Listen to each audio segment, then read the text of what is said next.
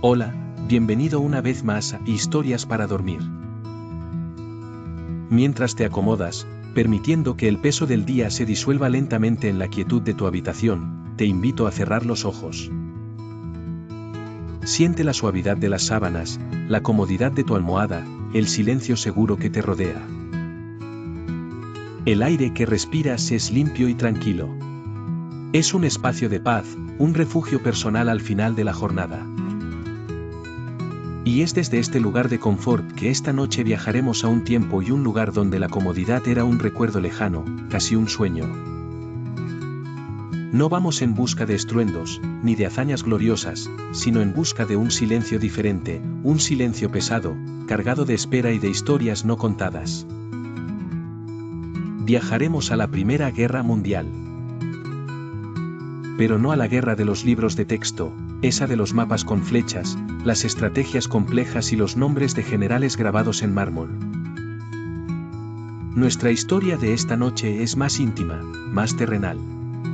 Es una pesadilla silenciosa, la del soldado olvidado. Imagina por un instante que el uniforme que llevas no te abriga. Es de una lana áspera, perpetuamente húmeda, que se pega a la piel y huele a tierra mojada y a lluvia vieja. Imagina que el frío no es solo una sensación, sino un compañero constante que se filtra por las botas y se anida en los huesos.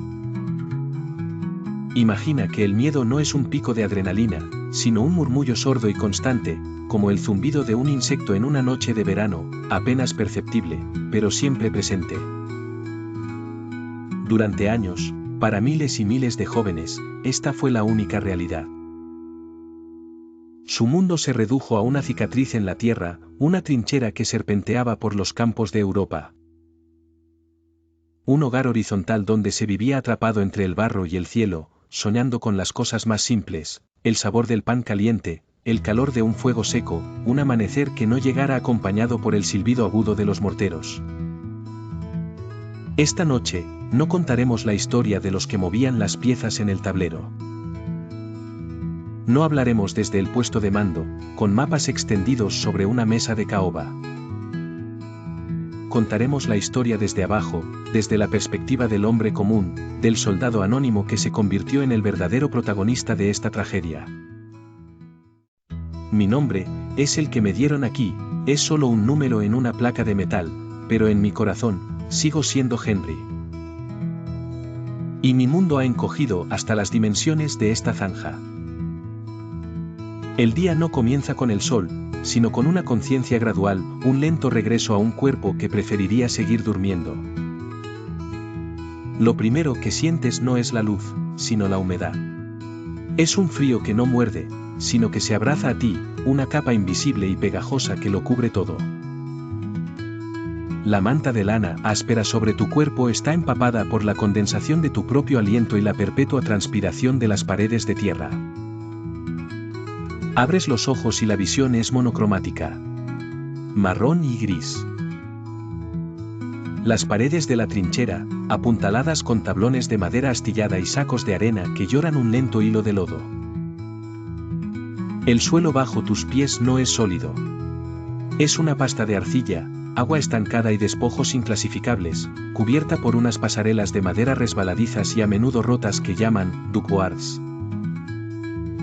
Cada paso sobre ellas debe ser deliberado, cuidadoso. Un resbalón significa hundirse hasta los tobillos, o más, en un fango frío y denso que parece no querer soltarte nunca. El ritmo de nuestras vidas aquí es una lucha constante contra elementos primarios. El agua y el barro son los enemigos más persistentes. Las botas de cuero, tu posesión más preciada, nunca están verdaderamente secas. Al quitártelas por la noche, si es que te atreves, la liberación es momentánea, seguida por el temor de tener que volver a calzar esa prisión de cuero helado y húmedo por la mañana. Los pies duelen. No es un dolor agudo, sino una molestia sorda y constante, un recordatorio de que esta tierra te está consumiendo lentamente desde abajo. Se habla en susurros del pie de trinchera, una aflicción donde el pie se vuelve insensible, pálido y pesado, una traición de tu propio cuerpo en silencio. Y luego están los otros habitantes, los que no llevan uniforme. Las ratas son las dueñas de este inframundo. No son como las ratas de granero, son audaces, grandes y bien alimentadas. Las oyes por la noche, un ejército de pequeños pies arañando la madera y la tierra. A veces, las sientes pasar sobre tu cuerpo mientras duermes, una violación íntima de tu escaso espacio personal. Se han acostumbrado a la presencia humana, viéndonos no como una amenaza, sino como parte del ecosistema. Un ecosistema sombrío del que ellas son las reinas indiscutibles. El segundo ejército invisible es el de los piojos. Viven en las costuras de la ropa, en los pliegues del uniforme, en el cabello.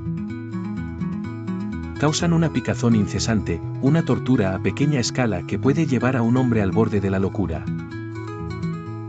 Te encuentras rascándote sin pensar, en un gesto tan automático como respirar. Las charlas son una parte del ritual diario, donde los hombres se sientan con las camisas al revés, buscando los pequeños huevos blancos en las costuras y pasándoles la llama de una vela, con la esperanza de un alivio temporal. Es un momento de extraña camaradería, una lucha compartida contra un enemigo diminuto pero invencible. El tiempo aquí tiene una cualidad elástica. Las horas de vigilancia, mirando a través de una aspillera hacia la tierra de nadie, un paisaje lunar de cráteres, alambre de espino y silencio, pueden parecer una eternidad. El amanecer y el atardecer traen consigo el están tú, el momento de máxima alerta, cuando todos los hombres se alinean en el escalón de tiro, con el fusil en la mano, esperando un ataque que rara vez llega. El resto del día es una sucesión de tareas monótonas, reparar las paredes que se desmoronan, achicar agua, limpiar el equipo. Un ciclo sin fin. Y en medio de todo esto, las cartas. Recuerdo a un joven teniente. No era mucho mayor que yo, con unos ojos que aún no habían aprendido a ocultar el peso de la responsabilidad que le habían impuesto.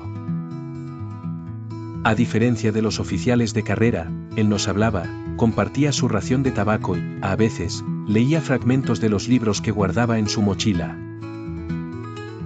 Llevaba un pequeño diario de cuero, y en los días previos a la gran ofensiva de julio, lo vi escribir en él con más frecuencia. Nunca supe su nombre completo y no aparece en ningún registro oficial de héroes. Su historia, como la de tantos, se hundió en el barro del Somme. Pero lo que vi en sus ojos y en las pocas palabras que compartía, cuenta una historia más profunda que la de cualquier mapa de estrategia. La batalla no comenzó con un grito, sino con un temblor. Durante una semana entera, la tierra no dejó de vibrar.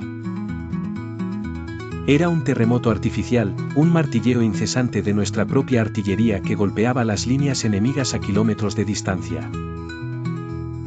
El sonido era tan constante que dejó de ser un ruido para convertirse en el nuevo silencio. Comíamos con él, dormíamos con él, y el aire mismo parecía espeso, cargado con el polvo de la tiza pulverizada y la promesa de hierro. Se nos dijo que nada podría sobrevivir a aquello. Que caminaríamos tranquilamente y tomaríamos las trincheras enemigas sin oposición. El joven teniente, sin embargo, miraba hacia el horizonte y en su rostro no había confianza, solo una profunda melancolía. En su pequeño diario, que un amigo suyo encontró después, había escrito, nos dicen que la victoria será absoluta. Pero el alambre de espino tiene raíces profundas, y el miedo también. Esas palabras reflejaban el sentimiento que flotaba entre nosotros, una duda silenciosa que nadie se atrevía a pronunciar. Las órdenes llegaban, a menudo confusas, contradictorias. La hora del ataque cambiaba. Se nos repartía más munición de la que podíamos cargar, un peso extra que nos anclaba aún más a la tierra. La mañana de la ofensiva, el mundo se quedó en silencio. El bombardeo cesó. Y ese silencio fue más ensordecedor que la semana de cañoneo. Era un vacío expectante. Nos dieron una ración de ron, un calor fugaz que no llegó al alma. Vi al teniente revisar el reloj una y otra vez. No había discursos grandilocuentes. Solo miradas, un apretón en el hombro, el ajuste de una correa. Entonces sonó el silbato. Un sonido fino, agudo, casi ridículo en la inmensidad de la calma. Y con una lentitud casi ceremonial, empezamos a subir por las escaleras de madera y a salir a la superficie. Caminen, no corran, nos había dicho el teniente. Mantengan la línea. Y caminamos. La tierra de nadie, que habíamos observado durante meses, se reveló como un paisaje irreal. El sol de la mañana brillaba sobre un campo sembrado de cráteres y enredos de alambre que nuestra artillería apenas había arañado. Caminar hacia adelante no se sentía como un acto de valentía, sino como una rendición, una aceptación tranquila de una sentencia ya dictada. El aire, antes vacío, se llenó de un zumbido metálico, como el de un enjambre de insectos furiosos. No veías de dónde venía. Solo veías a los hombres a tu lado. Un momento estaban allí, caminando con paso pesado, y al siguiente, tropezaban, como si un hilo invisible les hubiera hecho una zancadilla, y se desplomaban suavemente sobre la hierba pisoteada. No había gritos. O tal vez sí, pero la mente se negaba a registrarlos. Todo se movía a cámara lenta. Veías cascos de acero hundidos en el lodo, como extrañas setas metálicas que hubieran brotado de la noche a la mañana. El avance se detuvo sin que nadie diera la orden. Simplemente, ya no había a dónde ir. El joven teniente fue uno de los muchos que simplemente se desvanecieron. En los registros oficiales, se les marcaba con una frase fría, impersonal, desaparecido en combate. Pero para nosotros, los que compartíamos el pan y el silencio con ellos, no era un término administrativo. Era un misterio, un final sin conclusión que pesaba más que la certeza de una tumba. Un hombre no es solo un cuerpo, es una colección de gestos, una voz, una forma de reír, un conjunto de recuerdos. ¿Cómo podía todo eso, simplemente, dejar de existir sin dejar rastro? Una de las formas de desaparecer era bajo tierra. Había otra guerra, una que se libraba en la oscuridad total, a metros por debajo de la superficie. Era la guerra de los zapadores, de los mineros.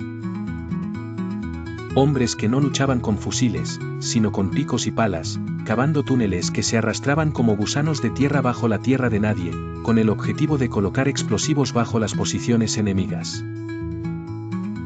Yo nunca fui uno de ellos, pero conocí a varios.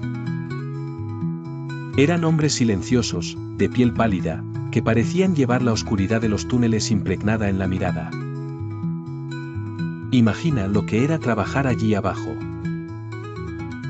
El único sonido era tu propia respiración, el raspar de tu pala contra la arcilla, a veces, si te quedabas muy quieto y pegabas la oreja a la pared de tierra, podías escuchar el sonido rítmico de los zapadores enemigos cavando hacia ti. Era una contienda íntima y aterradora, una carrera a ciegas en las entrañas del mundo.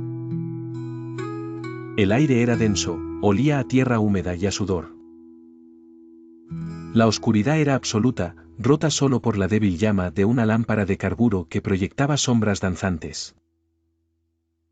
Y a veces, sin previo aviso, el túnel colapsaba. No siempre era por una explosión. A veces, la tierra, saturada de agua por las lluvias incesantes, simplemente cedía.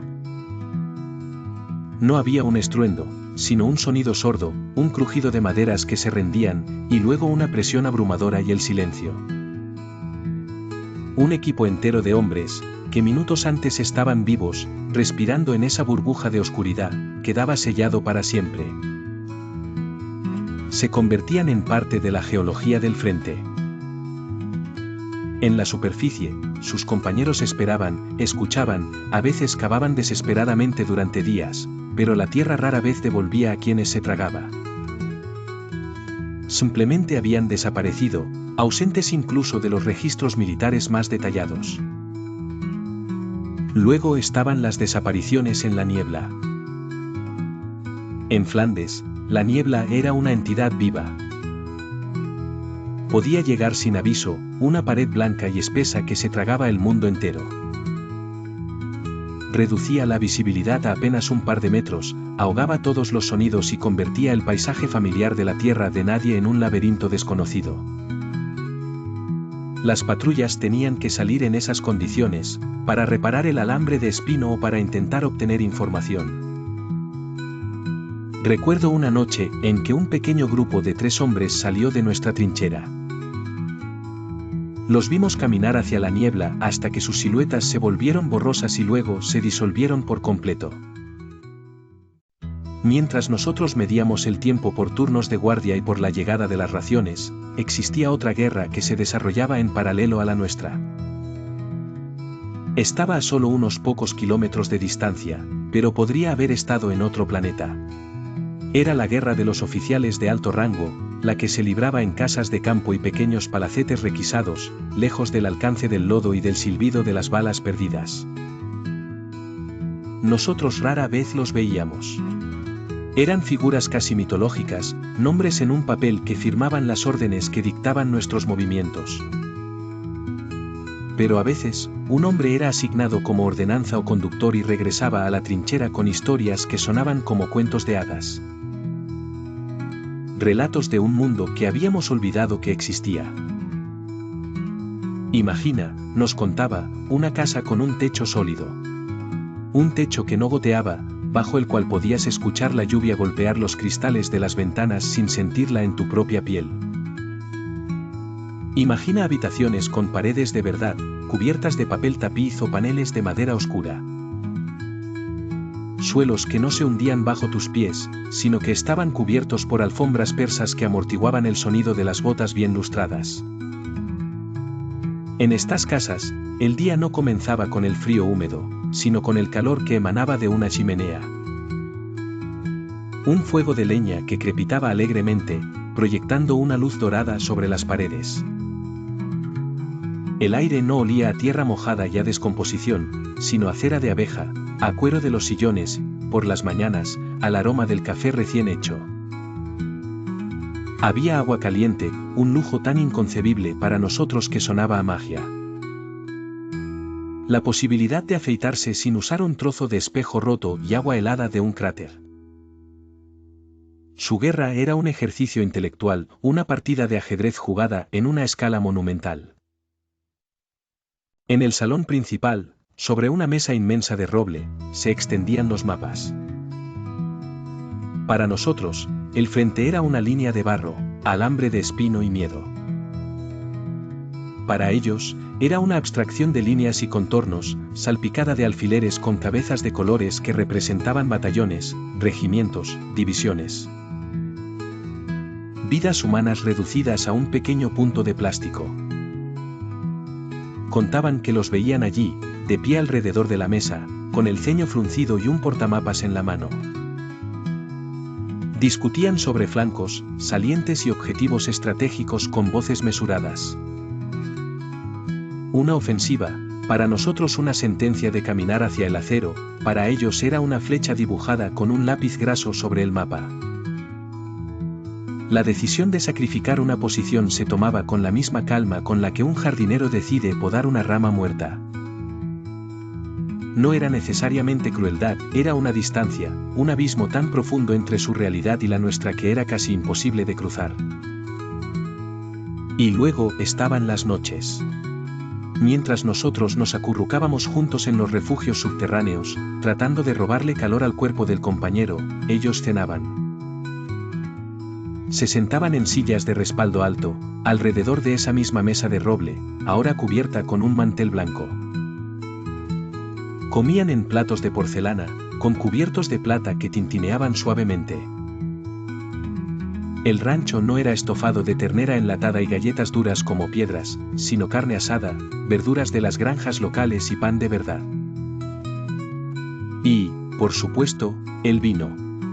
Con las copas en la mano, discutían los eventos del día o hablaban de política, de sus hogares en París o en Londres. El vino era el símbolo definitivo de esa otra realidad. Para nosotros, una ración de ron era un medicamento para el miedo. Para ellos, una copa de Borgoña era parte de la normalidad, un ritual que los conectaba con la civilización que nosotros, supuestamente, estábamos defendiendo en el fango. No sentíamos odio, no la mayor parte del tiempo. Era algo más extraño. La guerra terminó. Un día, el ruido incesante simplemente se detuvo.